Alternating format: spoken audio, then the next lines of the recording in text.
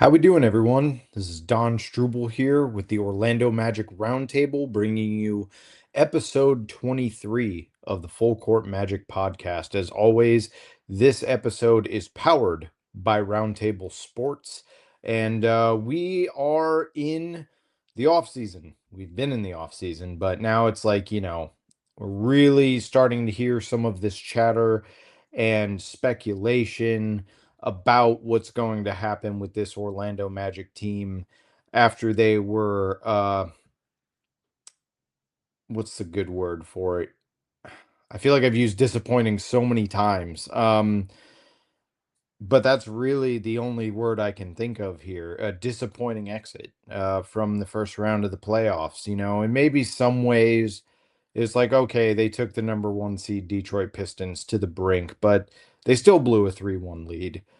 They still had an epic, catastrophic collapse in Game 6, a game that was completely attainable and winnable at home, despite not having Franz Wagner on the floor, who was really an X factor in this series, no doubt about it. But nevertheless, no point in looking in the rear view mirror at what if.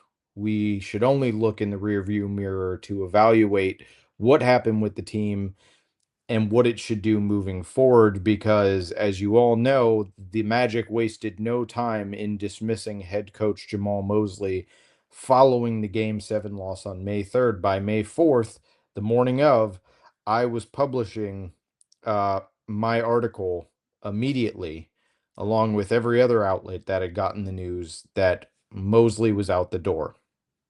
And it ends a 5-year tenure for a team, and Mosley did a good job for the most part while he was in Orlando, but certainly hit his ceiling. Took over in the summer of 2021. First season, 21-22 season, went 22-60. Magic were a lottery team. Following off-season draft Paolo Banchero to add to the young duo of Franz Wagner and Jalen Suggs. Uh, whose rookie seasons were the year prior. Magic improve a little bit, 34-48. And then really the 2023-24 season through this past season is when things begin to ramp up for this group. Finished 47-35 under Mosley in 23-24. Obviously took the Cavs 7 games. Finished 500 the next season. Definitely a regression, but a lot of injuries to key players, as we know.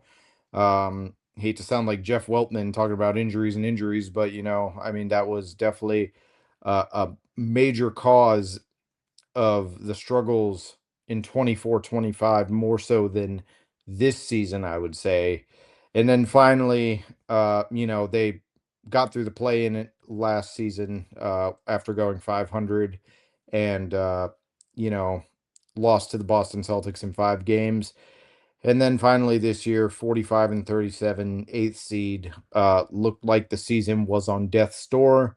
But they resurrected it by blowing out the Charlotte Hornets in the 8-9 play-in game at home before this epic, at least through the first 4 games, run against the Pistons. So that's where the group is at in terms of Jamahl Mosley's tenure. That's, the best he could do in elevating them.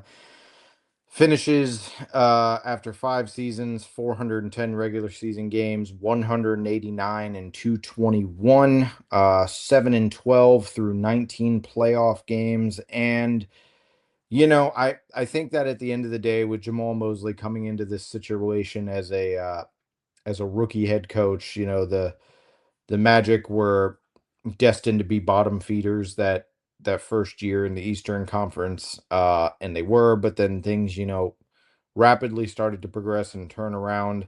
Said it ad nauseum, he helped instill the right kind of culture defensively and intangibly, but not so much tactically. And those uh, coaching warts of his really began to fester as time went on, and just in-game decision making uh really was exposed on his end as time went on, and that's it. I mean, the Magic's front office felt it was time for a change.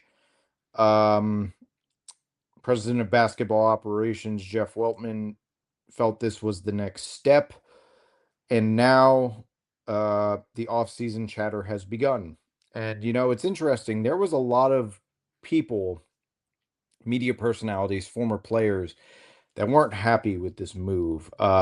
Chandler Parsons was one of them. Was very, very, outspoken with his grievances after the firing of Mosley, uh, when it first occurred. And then a couple of days ago, and I've written a few stories on this, Tracy McGrady and Vince Carter, both, excuse me, Hall of Fame guards, um, who both had separate stints with the Magic, talked about it. Um, and that's the thing. Uh, like T Mac said, in terms of Mose being fired, I understood it. I hated it. I hate the firing because I think, he built something for him. And really, those two focused on the dynamic between Paolo Banchero and Mosley, which at times seemed tenuous and strained throughout the season. It seemed like, there were reports out there that Mosley and Banchero weren't getting along. They weren't seeing eye to eye. And with the Magic struggles and, people looking into the body language on the sidelines and things of that nature, there could be a case made. Banchero obviously shut those rumors down a few months ago. And I believe they were hitting their peak before the All-Star break. I could be wrong on my timeline there, but point being is that there was tension surrounding the team, and it was an arduous season in terms of the noise and the expectations. And it really, up until this playoff series against the Pistons, the Magic were never quite hitting their potential, and the preseason expectations they set for themselves and the ones that were set for them uh, by the national media, um, after the acquisition of Desmond Bain last June. And so, that this was just something that I think, unless Mosley and the Magic were able to get through that Pistons series, this is what was going to happen, in terms of him losing his job. And it did. Now, I thought because of the proactive paralysis, I guess I'll put it that way, um, of Jeff Weltman. We've seen it time and time again through trade deadlines, through summertime acquisitions. Desmond Bain, that was like the real first big surprise, you know, um, by Weltman. It seemed like, I mean, yeah, the KCP deal was like big in a sense of like you're getting a 3-and-D veteran who's been there and done that, won championships, but it flopped, and a lot of his past moves have flopped. And to give away 4 first-round picks for Desmond Bain and KCP and Cole Anthony, all to bring in one player, that it was a risk. And it paid off for the most part. Bain played well. He had his moments where it wasn't looking great, especially in the beginning of the season, but he was the most durable player on the floor, which by extension oftentimes made him the best and most important player on the floor. He played all 82 um regular season games, played both playing games and all postseason games, right? And that's more than can be said for Franz Wagner, who, when healthy, again, was an X factor for this team and was the difference, but couldn't stay healthy. And Paolo Banchero, oftentimes didn't look like Paolo this season.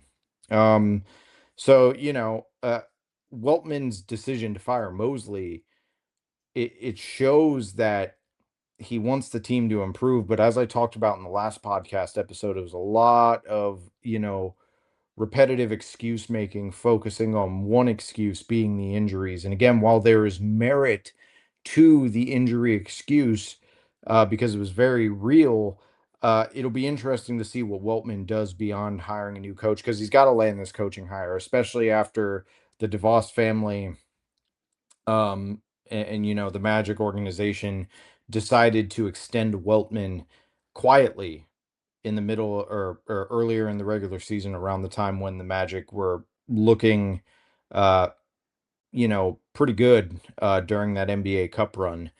Um, so he's here to stay, at least for now, and he's going to have to prove that he can nail this coaching hire. And he's not going to have a choice this summer but to work on the margins, unless, they can find a trade of significance that really sticks out for them. Maybe they move off of Jalen Suggs for someone. But again, I just don't think that. I think that last season with acquiring Bain, that was the blockbuster acquisition. I just don't know if we're going to see that again, especially with the way Weltman operates. So I want to transition to a couple more things in this episode. First of all, what the departure of Mosley means for Banchero, Wagner, and Suggs, because those three guys have only played under Coach Mosley, and that was one of the grievances, or maybe not the grievances, but concerns that T Mac and Vince Carter had um, in their recent podcast episode, was that they felt like uh, Paulo and Coach Mosley were, you know, they it, they were building that chemistry back. They were building, they were improving throughout the season despite the early noise, despite the struggles. They got on the same page and they were doing something that was working there toward the end, when the Magic, you know, finally started to wake up in time for the postseason. And now, to their point, and something that Weltman brought up as well, is that this will be the first time that Paulo is playing under a new coach, and the same could be said for Wagner and Suggs. But Paulo, he is the face of this franchise, right? Like, he is, uh, for all intents and purposes, the number one option. Now, obviously, if he's out and Wagner and Bain are in, or if someone's struggling, that's rotating on any given night. But the de facto face of the franchise is Paolo Banchero. And so it's going to be interesting to see, you know, him for the first time in his NBA career. This is going to be a new challenge. Same for Franz, same for Jalen. They're going to have to learn a new system, and they're going to have to learn how to mesh with a new coach that is looking to help elevate this team to the next level, right? And so all of those habits that were instilled in them, all of the work that was put in with Mosley to help elevate this team from the gutter, now it's time for that kind of dramatic shift.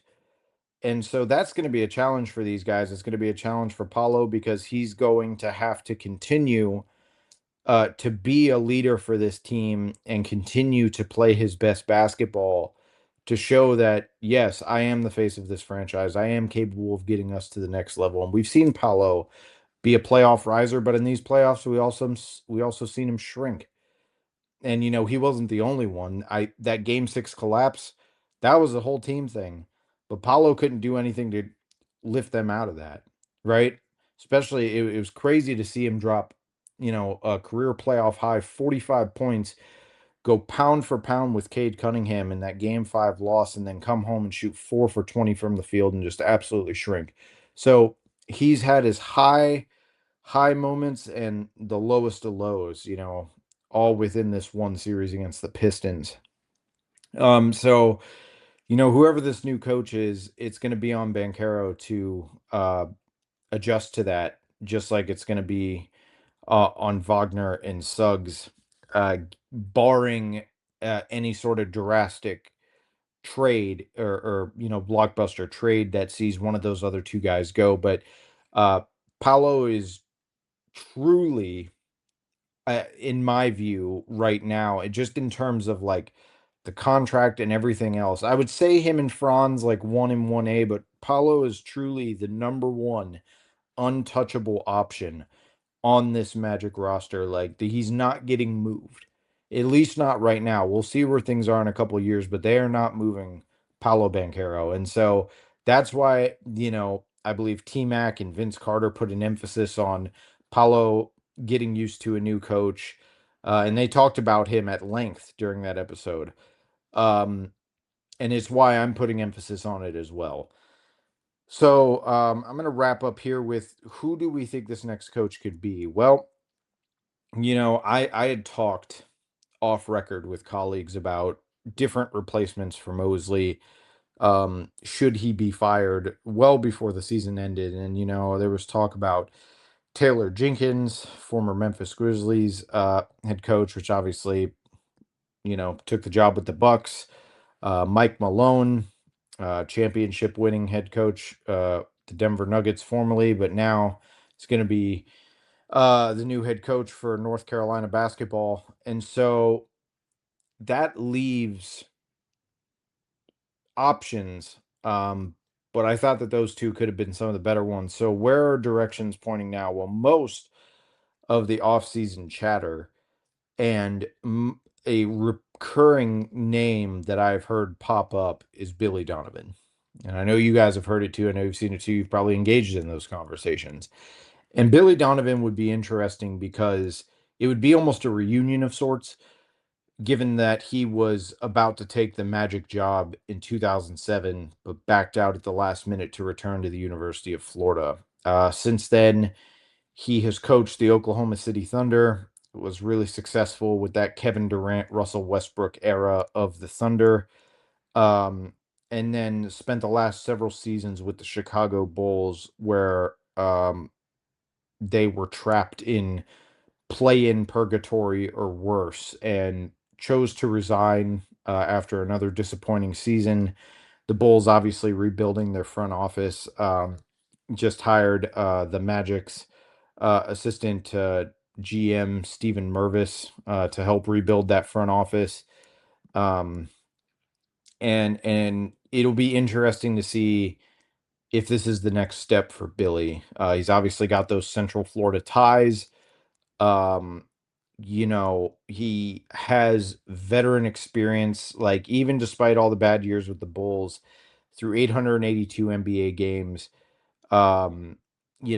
he still has a plus 500 record, 469 and 413, 19 and 27 through 46 playoff games. So I think in terms of veteran experience, the addition of a Billy Donovan would be helpful for the Magic because he just has um a level of experience that Jamahl Mosley doesn't, right? He's just been doing it longer, and he's done it longer on bigger stages more often, right? Like that's just it comes with the territory of being a coach that has had success, right? So like I mean he's gone a decade uh as a head coach in this league. And so he's going to be, he's 60 years old. That's not too old at all, right? Like there are coaches older than him. Um and he could be the right answer for this Magic team. Will they go with him? Who knows? I mean, I've heard, James Borrego, that would be a reunion. I've heard rumblings, but really Billy Donovan's name seems to be the name that has the most momentum going forward, at least right now. And so if the Magic go in that direction, is he a good fit for Paolo in this group? Can he help elevate this team to the next level? And how long will it take? Will we see a lengthy adjustment period? Could they have immediate success? Who knows? But that's where we're at. It's going to be a lot of what ifs this summer, even after new coach is hired. I mean, I'm going to be coming to you guys with hypotheticals all summer long. I'm also going to be coming to you guys with tangible news all summer long. But there's going to be a lot of talk and a lot of hypotheticals in terms of what the 26-27 season is going to look like for the Orlando Magic, and if they can take that next step. But until next time, thank you all for joining me. I'm Don Strouble. Please, please, please join the Orlando Magic Roundtable if you haven't. Share with your friends. We are so close to 300 members. As always, the link is in the description. And thank you again for your time. This has been Full Court Magic. See you next time.